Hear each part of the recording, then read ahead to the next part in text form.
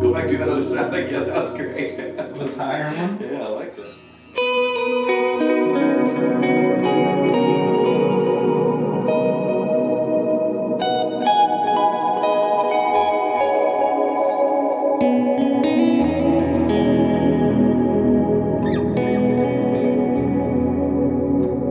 Just put them all on. This is all the wetboard on.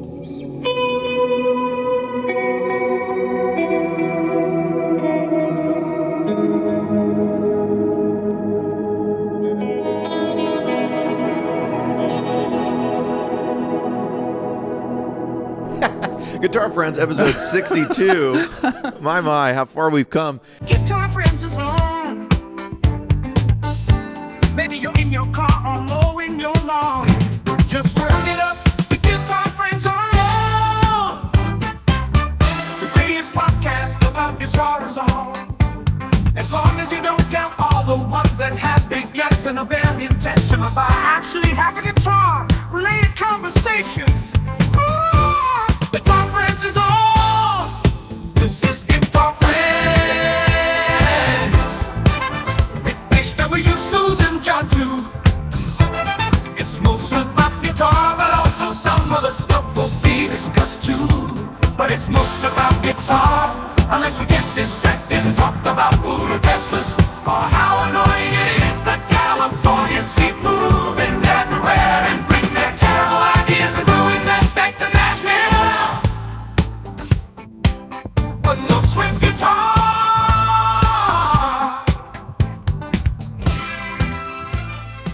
Sooze has basically built an analog Helix, we think, because Analog in a way, right? it just It's like- has yeah. a ridiculous amount of.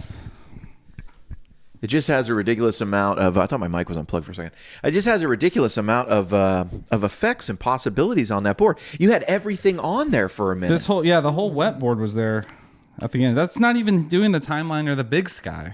You've got the drive board, Yeah, the drive board's over here on the right. the main board. It's got this main board. It kind of has everything I would need to play like live, and then Yes. that's just wet fun effects over here. Is it safe to say you don't need anything but the main board? Yeah, for sure. Very safe. Honestly, should be said. Yeah. Well, Guitar Friends episode 62. Here we are. Yeah, my, my. how far we've come. This is. We told Sooze bring the board last time we talked about this enormous board, and it sounds. You joked when you turned all of those on before we started, and you're like, "This would be chaotic." It Right. sounds beautiful. Yeah, it was beautiful. Well, thanks. Yeah. It's unreal. Yeah. It's been a long time since I've heard some of these pedals live in person, and Yeah. they. I mean, they you really- kind of had. They really hold up, man. I could see you had to really be careful what you were going to play. You can't like slap a little goes a long way. A little goes a long way. Yeah. And you can kind of put too much in. Yeah, totally. Yeah, and there's a lot of overlap on this board too. Like with this does verb, that does verb. The encounter and the flint can be set up as a a tremolo and a verb, whatever. But who isn't using multiple verbs on a Helix, a quad cortex, cascading into each other, whatever? and, creating noise. Yeah. What does this board do that a modeler doesn't do? I was talking to a friend about it the other day. I was like, it's almost like making a Helix, but everything sounds good. Oh no! Oh So no! What I mean by that, it's like the Helix is like, it's the jack of all trades, kind of master of none thing, where it's like you've got, for instance, like all the drives. Like there's a Timmy in there, there's a Tube Screamer in there, there's a Klon in there, there's all this stuff.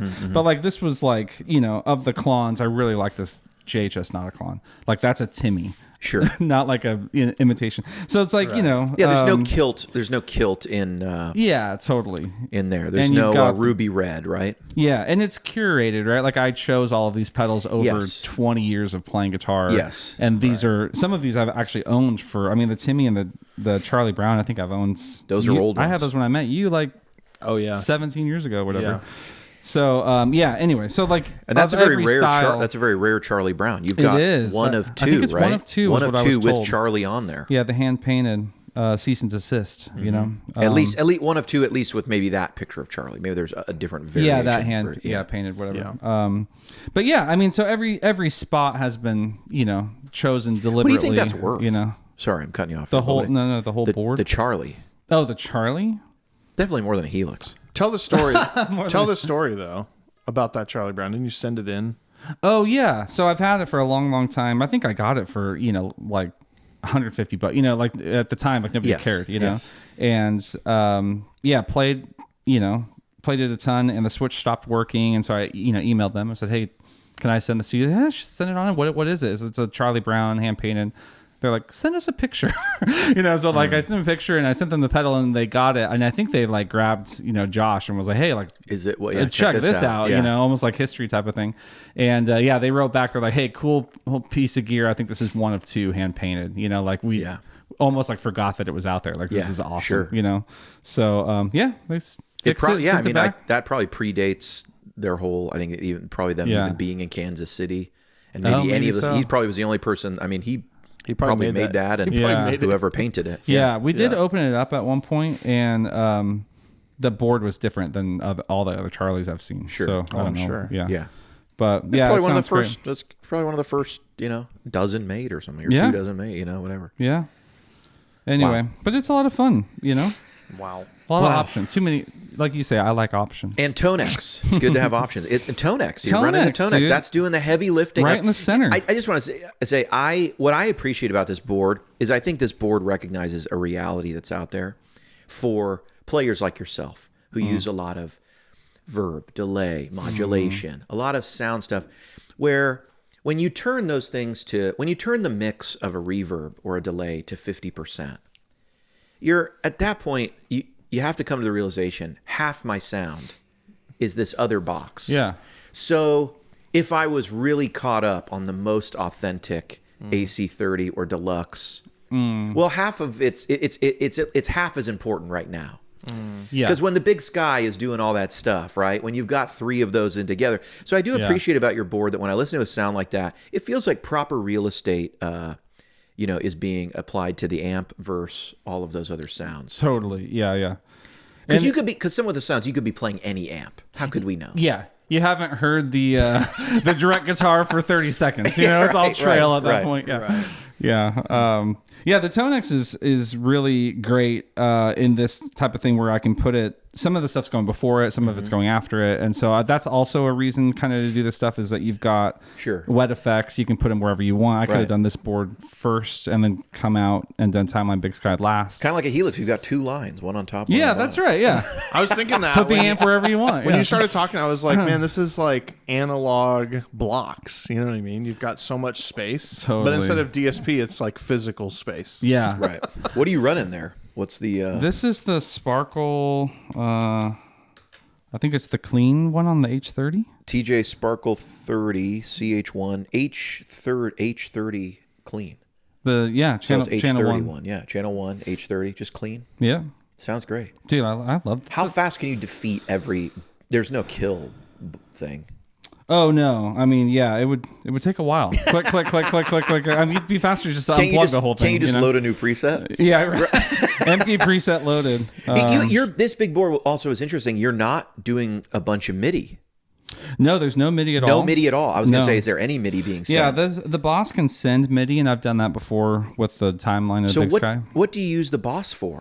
So the Boss is my tuner, which is on right now. Yes. Slots 1 and 2 are the Protein and the JHS Haunting Mids, so they're just like remote switching for those. And then it has tremolo chorus, so it's kind of a my modulation tuner and looper. Yeah, without the modulation board, that kind of picks up all the slack. Well, this board has no like tremor Right. But you chorus or anything, but you can program them. You can do it with the boss. Yeah.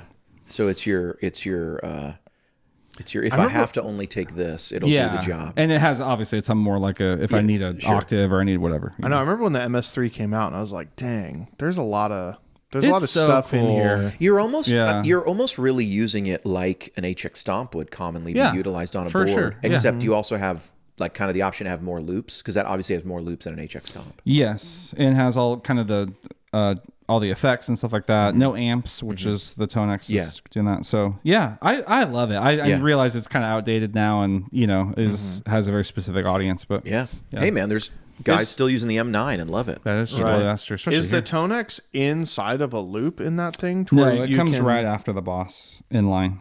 Okay, Yeah. so everything that's coming in the boss is before the amp, essentially. Yeah, so like all of those, then the Tonex, then the Strymons. Nice. All right, now the moment of truth, Sooze. I hate to do this to you, but we are going to have to figure out how much this board costs compared to a Helix. I don't think I want to know the answer to that. Well, because we have to answer the question: how much does it cost to build an analog Helix? When we say it's an analog Helix, it doesn't. It obviously there's things in the Helix that are not on this that are not on this board. You get way more and with the Helix, yeah. And there's gaps. There's stuff here that's not there. But the joke has been you have effectively built an analog modeler. Like, why would anyone want to do this?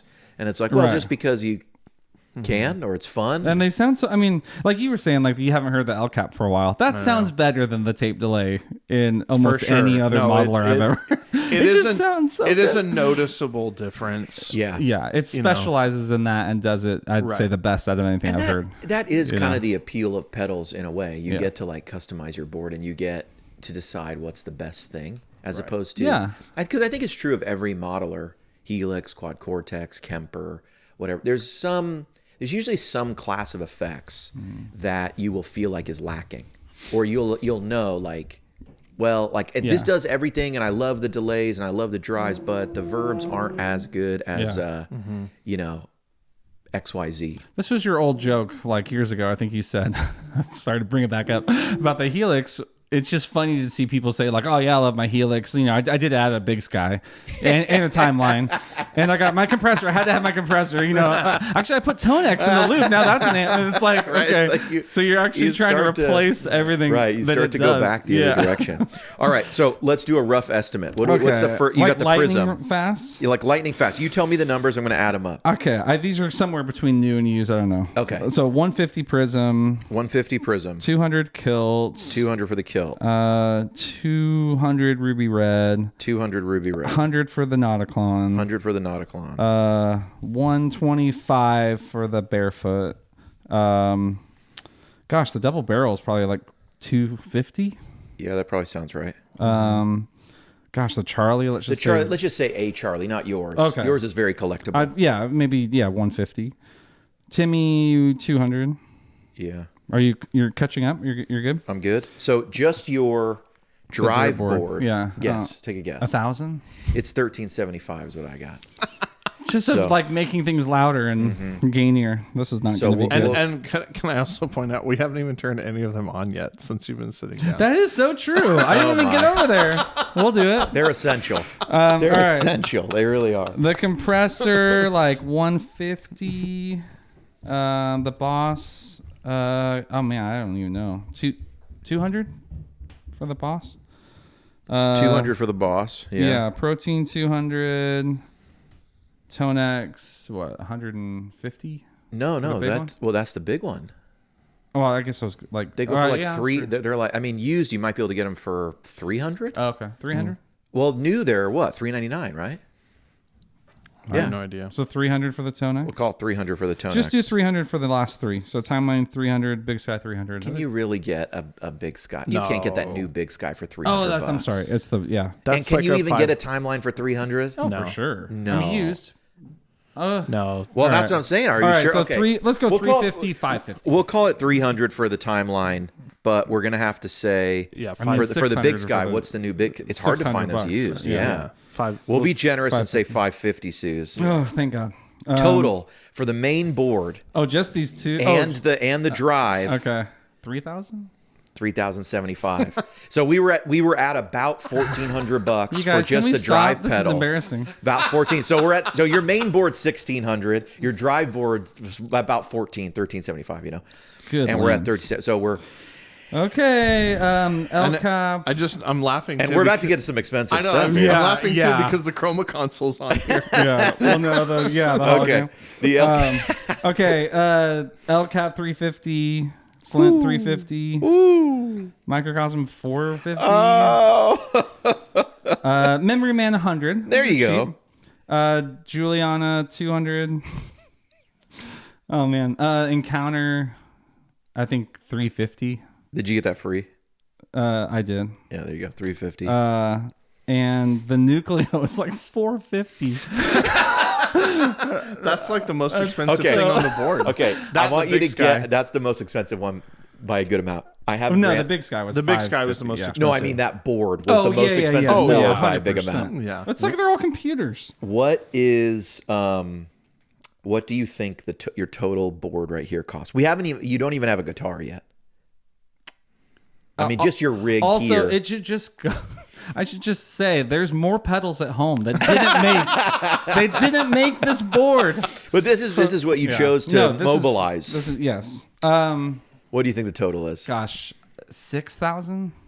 Yeah, good news, Sooze. You're only at 5,325. What a deal! What a deal! What was the total? 53. What? 5325. Oh man, how many Helices could you get for that? Helix Oh, gosh. LTs used, you Sure. could probably get 6 or 7.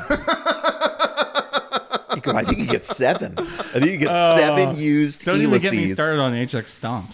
Just like You could in get a row. Yeah, I mean, yes. you could get a Kemper and a Quad Cortex and a Helix Yeah. and a Head Rush. How boot. many? And a Sir. Yeah. And a Sir. How many pod goes could you daisy chain together? There might be a picture popping up right here of what you could get. I don't know. So You could do a lot. I mean, look, you could get stereo mini quad cortexes. I don't know why you'd need that in case you want even more stereo. that the It can already octo run.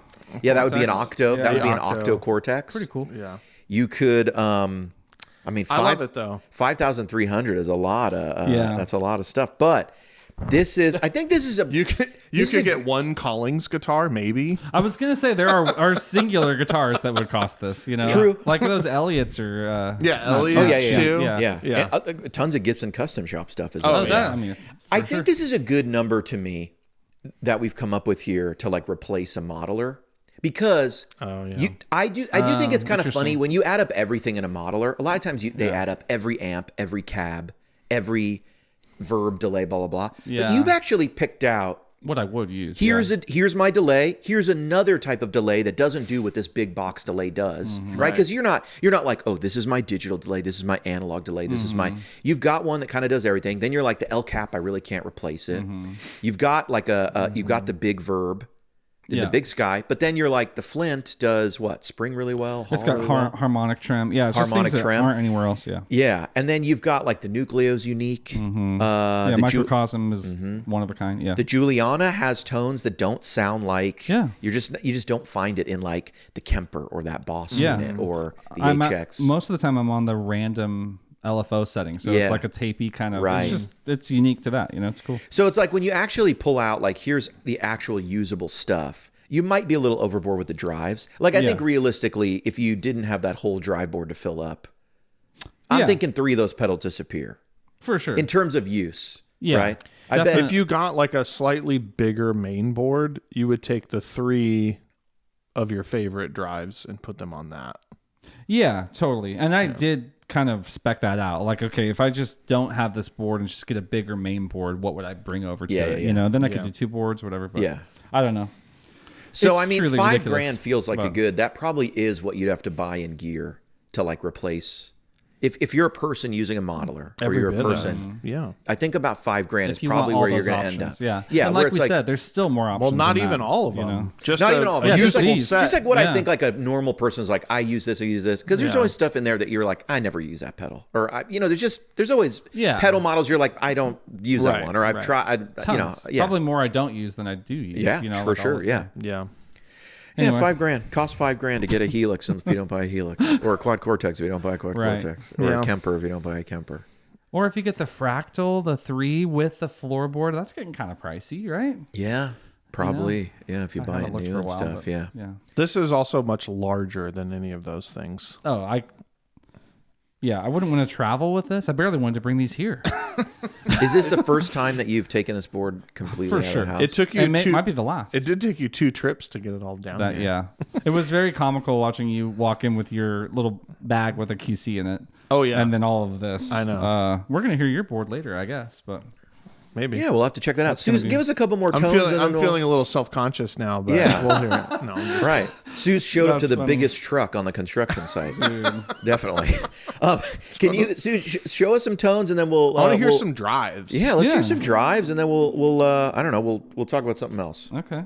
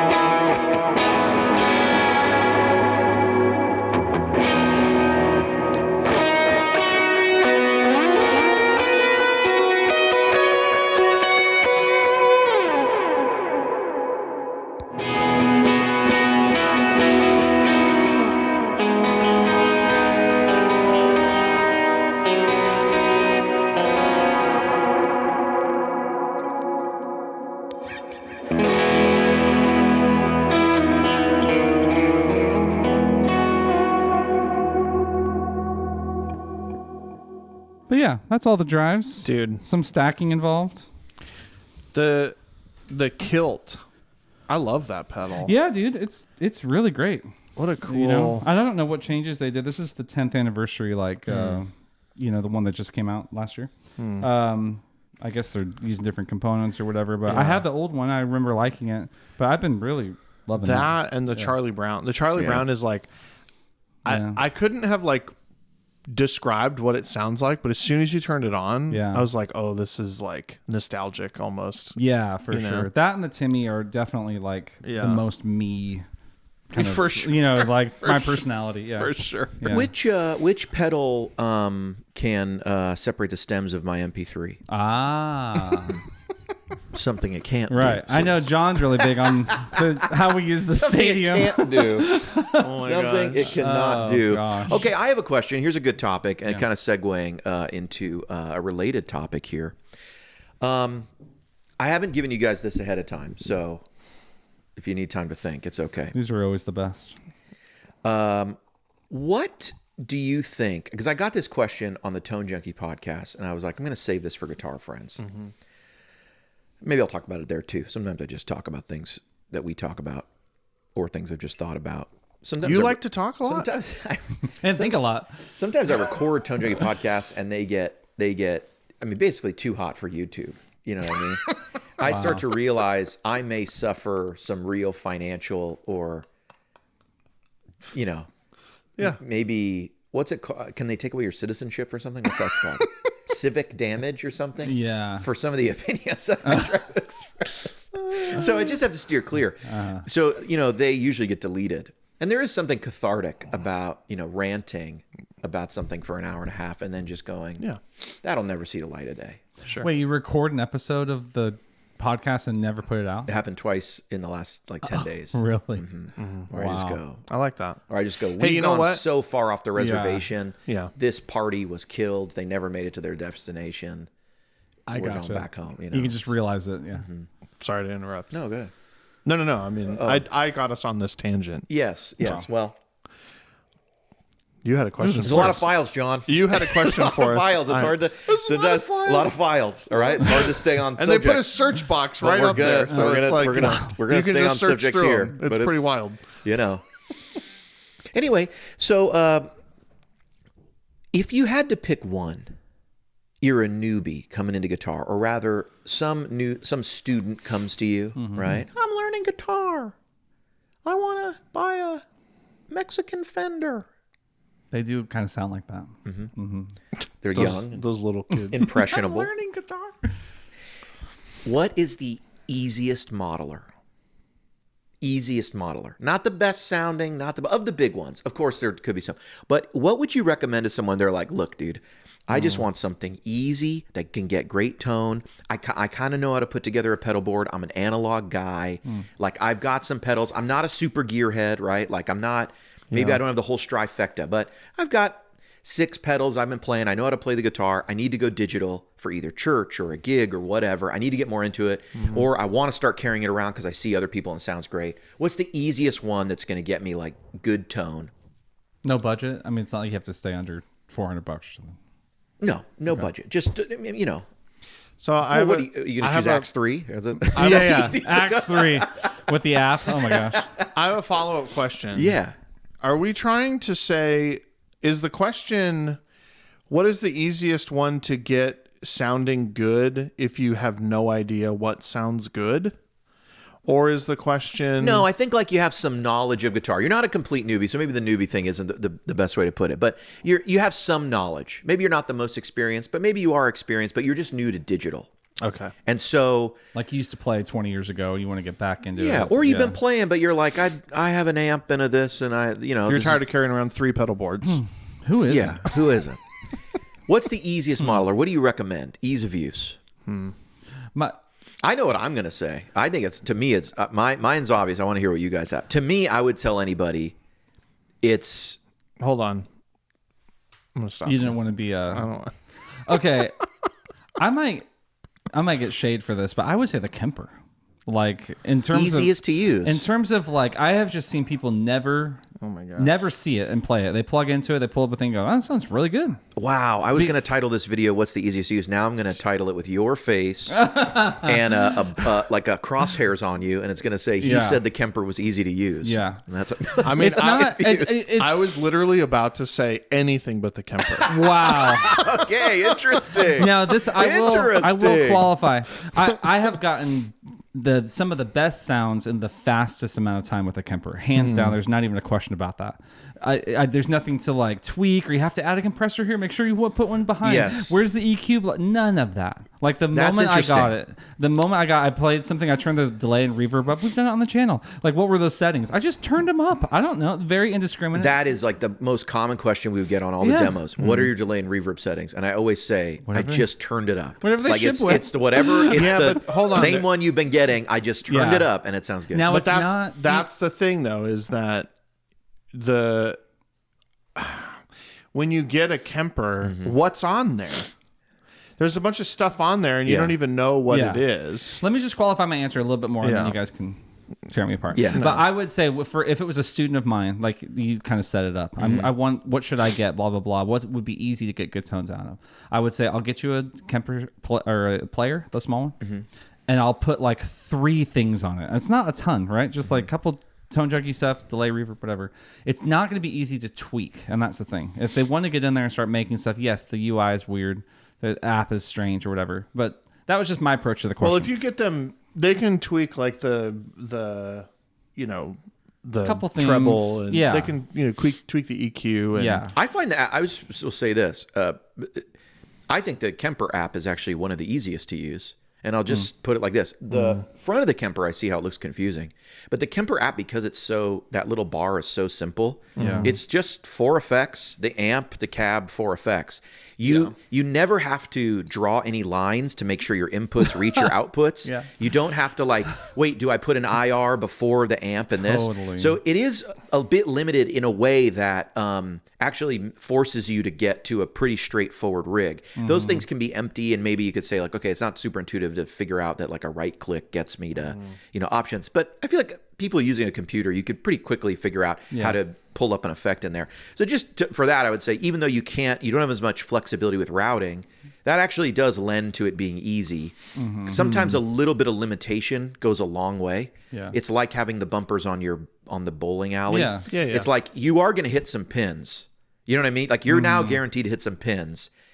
It doesn't mean you're going to do great in the game. Yeah. But you are going to hit some no pins. gutter balls. I think that's the problem. The only problem with Kemper, and maybe this is the problem with all of them, but the only problem with the Kemper that I see is like what's on there, you know. And when you get a Kemper, especially if you're getting one used.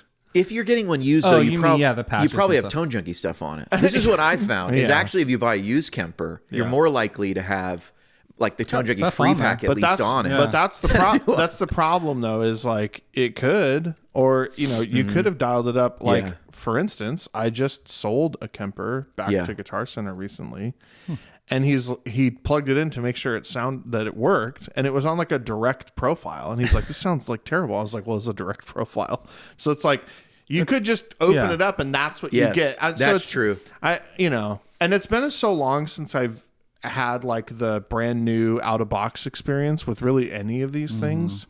Like I don't really know. I'm thinking even the Quad Cortex, which is I'm not shy about saying that that's what I'm using and my favorite thing. Yeah. But I don't really know like what's on there when you get it brand new out of the box. Yeah. I bought this newer Kemper recently, the MK2, and I will tell you there's no directs. I don't believe that ship with it. Yeah. There's merge stuff, so you could turn a cab off. But I think all the units, Quad Cortex, Helix, everything, they all have their edge thing, Marshall Crunch. You know what I mean? Yeah. They kind of all ship with like some things that are trying to get you a tone that sounds. It's like something you might be after, something that's like Eddie, right? Something that's like a clean Fender. But to your point, if you have a certain style on the Kemper, you might not know that you're probably best going to be suited by the Michael Britt stuff on there, because you might not know who Michael Britt is, and so you might be stuck on some. I think that's the. You might be stuck on like some metal producer, and you're like, why does everything sound super scooped and like someone who's like going for a Dimebag Daryl tone, and then vice versa, right? You might pull up a Helix, and it's like all. I can only imagine being a metalhead, and you buy one of these units. The first 100 sounds are like Streets Have No Name, a bunch of Hendrix songs, Sultans of Swing. You know what I mean? Like it's all of these things that you're probably like, but this is the EMGs don't do this. This is the way, but this is the way it's always been, right? Like when you get a Line 6 Spider, right? They're notoriously bad. It's like they're bad, but it's like that's all of those things too. Like the first 100 presets are like trying to emulate these like well-known things. Yes. So I was actually going to say, I wonder if the easiest one is, what is the Fender one? The Tone Master? Yeah, the Tone Master Pro. But the Tone Master Pro easier because, and here's why I'm going to say this. They use the actual names of the actual amplifiers that exist in real life. Nothing else really does that. Plus the gear, even the gear that doesn't have the name, it looks very much like the gear. It looks like the gear. Yeah. And so there's this direct correlation between what I'm hearing is that I can see what it is versus like I'm pointing at, like if I'm looking at the Tone Master, I'm not pointing at, anything in real life. But it's like, yeah, I can see visually, because that's kind of the experience we have with amplifiers, right? It's like I just turned this machine on and now I'm getting sound out of it. And it's touchscreen. And it's touchscreen, nice. and it's all I so. forgot that. So I don't know if it maybe sound. I mean, we can pick it apart and say maybe it doesn't sound the best or whatever. It has all these different problems, but I wonder if that's the easiest one to get started with. Gosh, I think you just changed my answer. I think you did. It wasn't that hard. I mean, I remember opening it up and playing it here, and we're like, that sounds pretty good. And actually, I was going to say something in the Helix universe, and I was going to say an HX Stomp, because I feel like you can plug it in. I would tell someone an easy one to use will be the HX Stomp if you're willing to use the editor.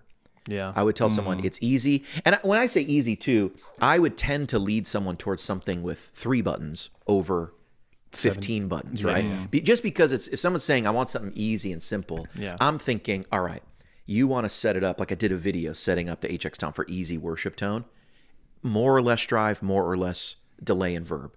Like, a tap tempo, tuner. Yeah. You may want to go other places, but if someone's saying they want it easy, I would think a larger unit might be more intimidating. For good or bad. Now, if they say, no, I need the full thing, okay.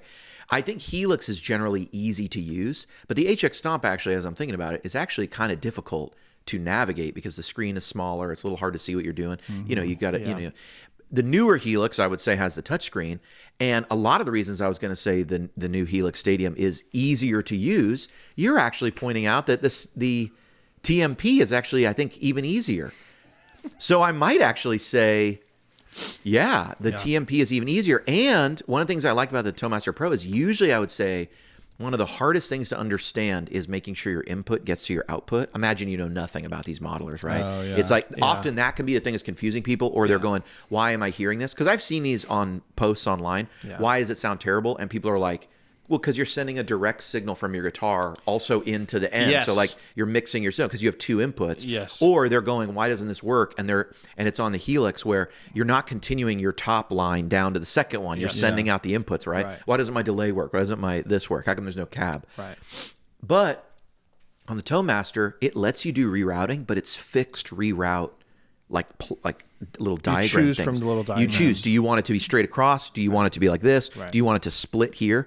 So it gives you, again, like kind of like the Kemper thing, it gives you enough parameters that if you don't really know what you're doing, it makes it a little harder to break it. Like you aren't going to get gutter balls, but you still, you can still get Are there sound, better but- sounding units than the Toemaster Pro? I think so. I think it's not the strongest in like Yeah. the I kind way of it forgot it sounds. existed until you said it, and I was like, I no, know. that's For out some there. reason, it's not. You know, it's just not part of our normal like thought process. And Yes. when you asked the question, I immediately thought, well, the Quad Cortex is really, really easy. But then you mentioned routing. I can show you guys 3 different patches that are routed completely differently. Yes. And I'm still exploring, and I'm like, I don't know, a very experienced Quad Cortex user at this point, and I'm still exploring what is the best way to do like a stereo rig with, splitting the thing and managing, because what you end up having to struggle with all of these things is managing DSP. Right, and with the Quad Cortex, it's like the first row was one chip, and the second row is the other chip. Yeah. And so you have to like balance Helix is that the way as two. well, yeah. So it's like you have to find a way to balance the two things, and it's like these amp models take up a lot of DSP, the reverb models take up a lot of DSP, so that you try to balance the things. But Yeah, and then it depends. Do I want to use 2 reverbs? Am I try to use stereo amps? Right. And then it does become important that you don't just put them all in the second row. So Did you play Sorry, go ahead. no, it's been a long time since I plugged in the Toemaster Pro, but I remember it being like, it's kind of limiting. But if the question was, That's what's the kinda good. easiest one to Right, get right. started? That one, you can turn it on, plug it in, and get something, Yeah. and you can like at least make an association to what you're hearing. yeah, I mean, at some level, I'm like I got an iPhone for a reason, not an Android, right? So there is some limit to what I want, right? I don't want a Linux phone, Yeah. and I don't want a Linux modeler. So Customized. there is some line, but it is a moving line where you want like flexibility, but you start to appreciate, maybe something that's easy to use and gets you going fast, like you said. What were you gonna say? Oh, did you? I can't remember if you played the QC Mini at NAMM. I didn't play it. I touched it and talked to a guy, You and didn't tweak it or like. I just mess used the around touch with it? screen. Okay. No, I didn't really. Because I kind of wonder too, like that's just looking at the demos I've seen. It seems very easy to use. Oh, and to your point, like less switches than the big QC. You know what I mean? Like there's your thing, got a couple buttons to hit. It's almost like the HX Stomp. It's like it makes you be simple. Yeah. But that does too. So To a certain degree, just put tape over the bottom row of your switches on the QC, Ignore, and you now have the user experience. I mean, the knobs are moved a little bit, but you're left with like 4. Ignore maybe the top one. I don't know. It's like something like that. Difference between the QC Mini though is that in order to get all of the functionality you need, there's some functions that are like you have to hold a button down for a second or two. to like move. And then there's also some where you have to push both of them at the same time, like on the right and the left, and gotcha. that does something. Yeah. I don't know. I haven't used one yet. I mean, I wouldn't tell someone that's the easiest. It's definitely small. Yeah. But that to me seems like a unit for someone who's like trying to send in MIDI or use a controller. It kind of brings up this point of like, you would keep saying limitations are actually helpful for this new user so that they don't get confused or they don't have like so much Yeah. stuff, like the HX Stomp, Right. more loud, more verb. It's most people would be like, well, I don't want that few options. And it's like, well, Sure. hold on, you're just getting started. Yeah, that yeah, kind of yeah. thing. So, Right. Which I guess would be the same thing for the player too. It's like, it doesn't give you the whole world. It Well, doesn't. and this There's a couple good sounds. Yeah. This actually brings up a problem that I have with like, and it's not just with the guitar community, it's with every community. And the term is called min-maxing, right? And it's this idea that like you see it a lot. I think the term, I don't know if it came, the first area that I heard this term in was like building your own computer. Yeah. But it's this idea that like the internet has done all the research possible about every possible area. So you want to get into 3D printing? Oh, here's the one you got to get because it does this thing and this thing and this thing. But I don't want to spend $2,300. Well, I mean, why would you get this other thing? It doesn't do. And the same thing with computers, right? It's like, oh, you got to get this power supply because of this, and you got to get this. And it's like, but can I just build a computer and it works and it like does what I need? And maybe it's not the fastest RAM. Maybe it's not the fastest. And so it's like, the people at CompUSA prove that you can, and and they also prove that now you kind of can't. So it's like this. It's like, can we just try to find, or even just admit that there's a balance between sacrificing some features, for simplicity's sake, and then at some point when you decide that you actually need those features, you can start getting that thing. But we shouldn't just recommend that people like dive into the deep end of everything all the time just to get started. Yeah. And I think that's kind of your question, right? It's like, what's the best place to get started? Yeah. Like what's the, what's the best place to get started? And it is, because it is going to be a balance of usability, features, but also like ease of use is the kind of the primary driver. Yeah. I was going to say HX Stomp, but I'm kind of actually convinced now it's the TMP is probably what I would say to somebody. Yeah. They're kind of expensive though, right? Yeah, they are kind of expensive. So maybe I would say, so if someone said, oh, I don't want to spend that much, I'd say, HX Stomp.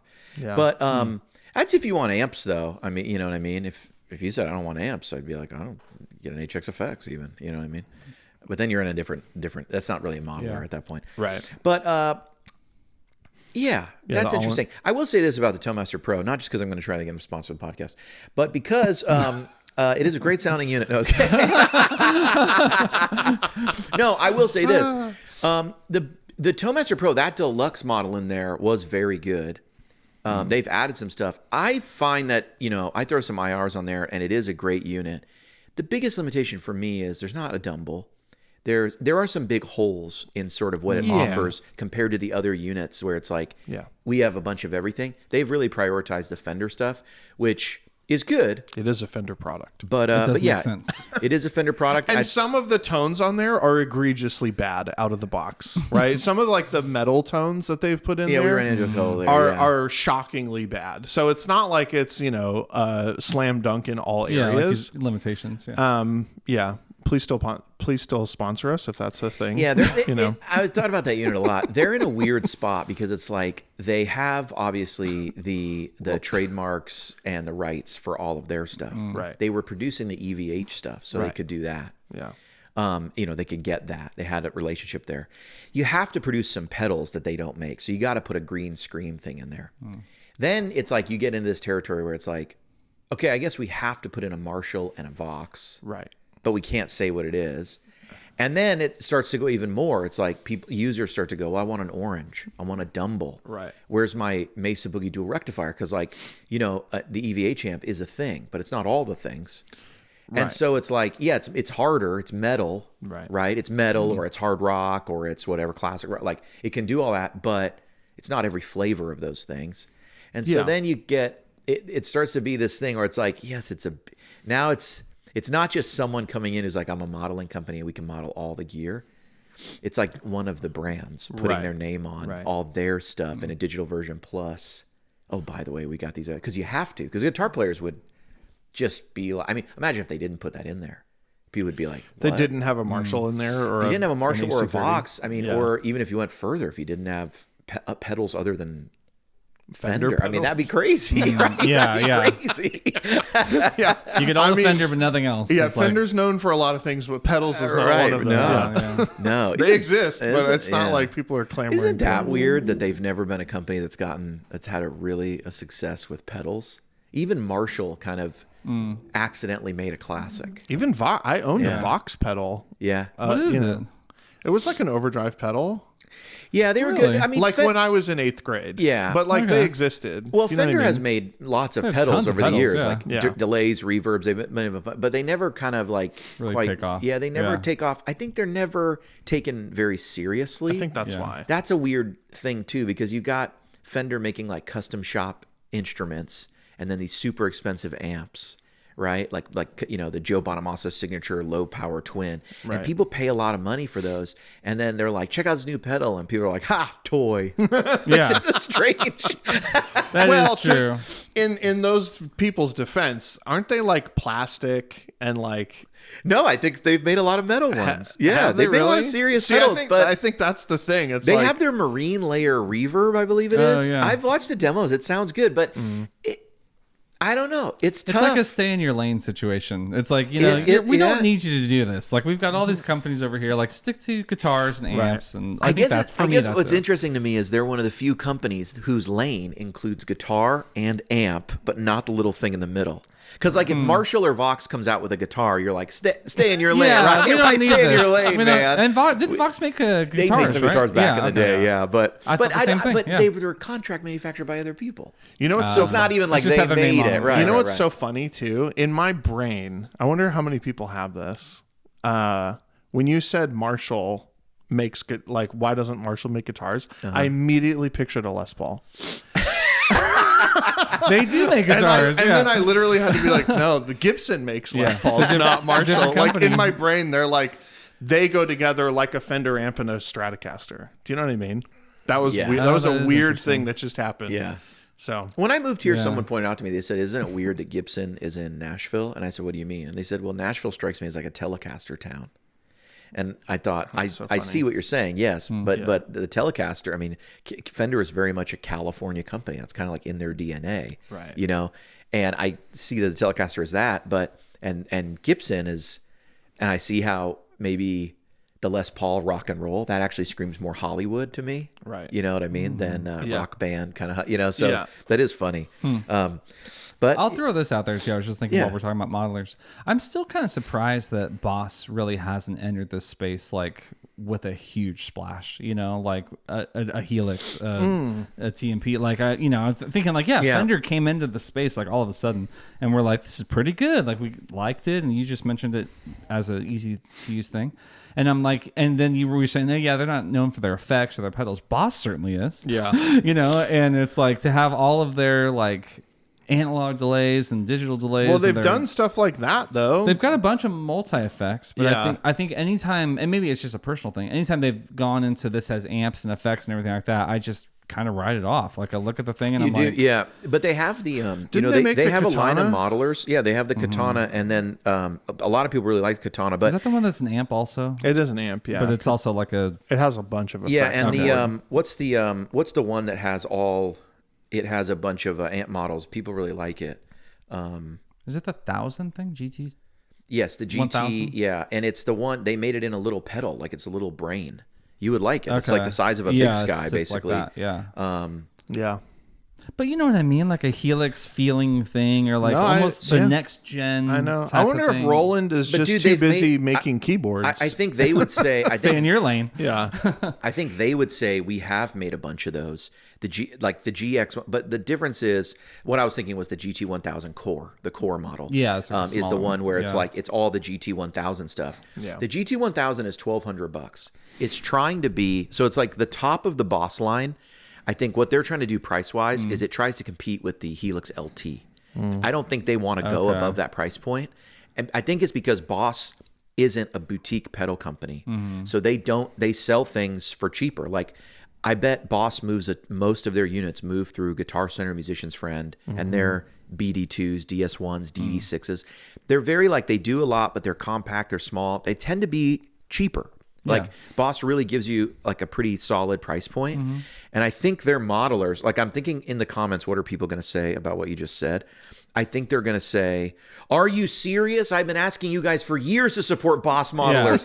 They've got the GX1, the GX10, the Right. ME90, the GX1 multi. I said that. But anyway, the G100. Can you load IRs and stuff on that thing? Oh, yeah. Mm-hmm. Yeah. wow. They had the GX100. It goes And then there's the IR series. You're like, why don't they do it? It's like, they do. We just didn't. Yeah, there's I the think 1000, specifically- 1000 core. I think specifically for me, it all still feels like old tech. It feels like like Line 6 had an older era, right? That we all just kind of the pod and like all that stuff. There was no mistaking when they came out with the Helix. It's like close the book, brand new, start a new thing. Yeah, like let's go this direction. That's interesting. And I never felt that from Boss. I just felt like they made stuff like this. They made switchers. They made loopers. They made multi-effects and DD500, RV500, all the fun stuff. And then this one has amps, but I never felt like close the book. Yeah. Start a brand new thing that gets us all. When have we sat in here and been excited about a... Okay, but I wonder, you know? I wonder though... We do it with other stuff. I mean, look at, you everyone knows what a Boss pedal looks like. They all look exactly the same. I wonder if when they break out of that, it just doesn't do might not well. work. Yeah.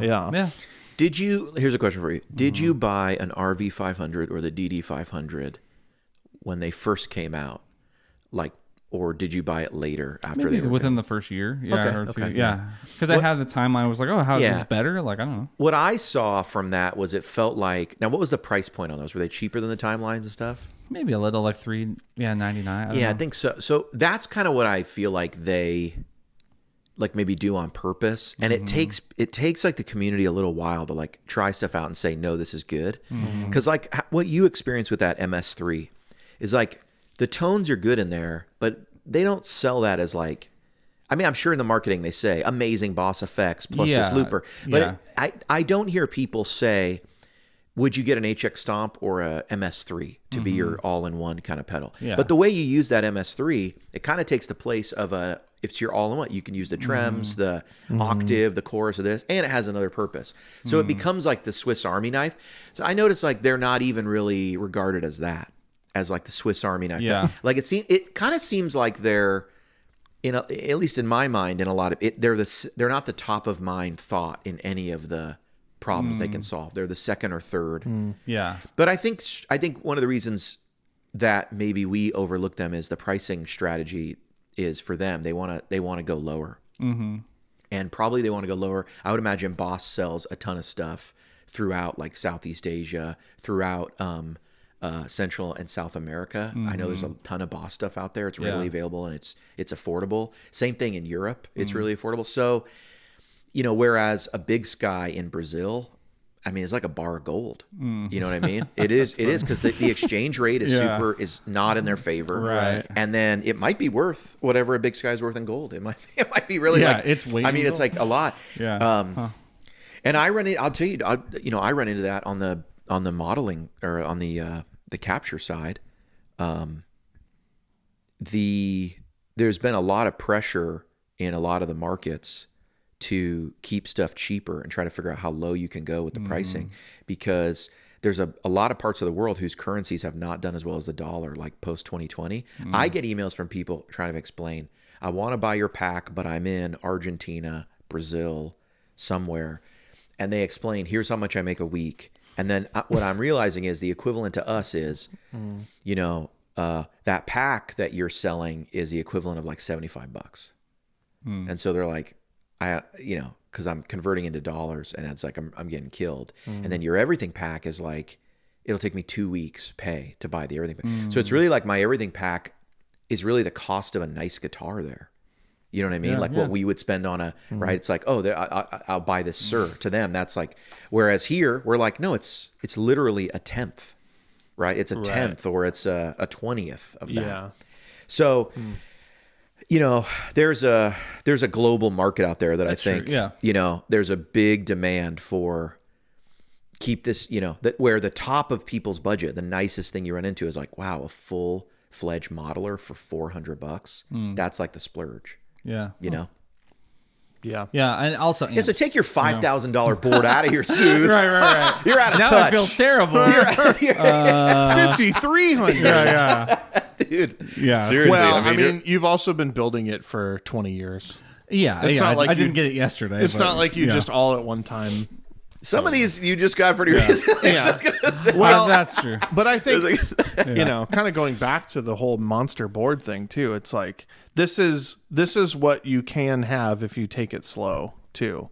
Do you know what I mean? Build over time. Yeah. Build it over time. Try not to sell things if you like them to find out, Like some of my biggest regrets are like selling guitars to buy new guitars that I think are going to be better. Better to like save up for the guitar that I really want, and but then eventually not you sacrifice the one I know I already love. You know. But then eventually you have too much gear, and you start to sell it for the reason of like, I just have too much gear. I never play this thing. Yeah. I always go back to this because you said this. We'll end the episode.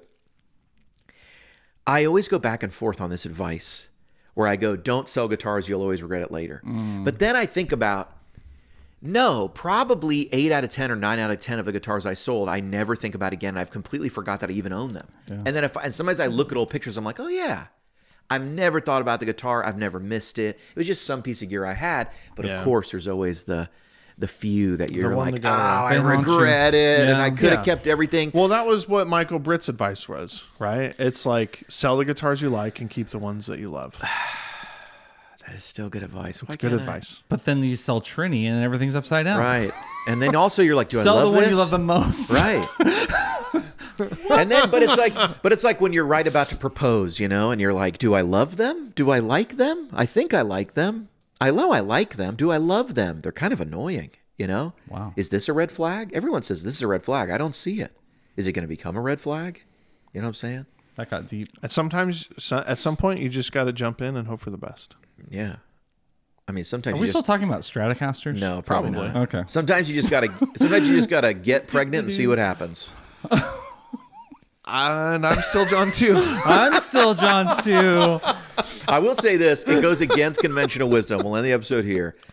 I've got several friends who were pretty much near divorce, had another baby, skated right into their solved everything. You know, just really skated you don't always hear that right into the 40s. Yeah, and it's like. And it's kind of like you're watching and you're like, so that bomb's going to blow up 10 years in another in 10 years. Yeah. Like I mean, did you buy yourself 10 years? Is that called deferred? Yeah, you're just pushing that out. Yeah, because it's like, or did it fix the issue? Did you fix the issue? You know, there is something about parenting. We'll end the episode. There is something. Please put a counter about how many times he said that. There is something about parenting where it does it is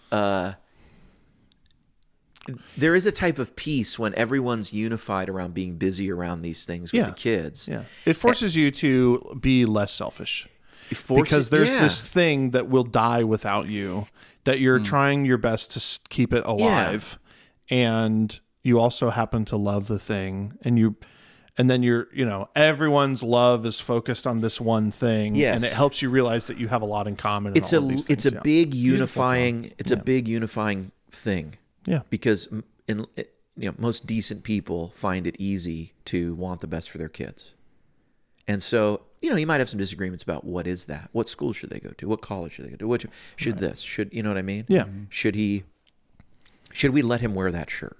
That's what I'm dealing with right now. I bought a hilarious shirt that I can't share with you for one of my kids. And my wife says, too far. I go, too far? He has a shirt with a bowl of noodles. It says send nudes, Noods. We sent him to school with that. Wow, that was not too far. No, it's a bowl of ramen. And the ramen is smiling. Of course it is. And it says send nudes. That's great. And people, he wore it to church one time and we didn't notice. And then people were like, what? Yeah. And I was like, it's funny. I was like, it's funny. Yeah. He doesn't know what that is. He was young too. But it's funny. Wow. You do kind of have just to laugh at it. You got to just laugh. It's funny. Oh my gosh. I'll start the next one with a joke. Well, I'll just tell it here because that way we don't have to edit it out. One of my sons, he's in 6th grade. And, this is when kids start showing up with different ideas about their identity. And, there's a couple kids that, they're changing their pronouns. And one or two of them have said, that they're gay, basically. Or, some version of that, right? And this started a conversation between these two 6-year-olds that my son was telling me they were having. 6th graders. 6th graders. Sorry, not 6-year-olds. Sorry, 6-year-olds. I apologize. Yeah, that almost got really outrageous. A little different. But there's two 6th graders. And one of them, my son said, he pointed out that no one was gay in their class, but in the other classes, right?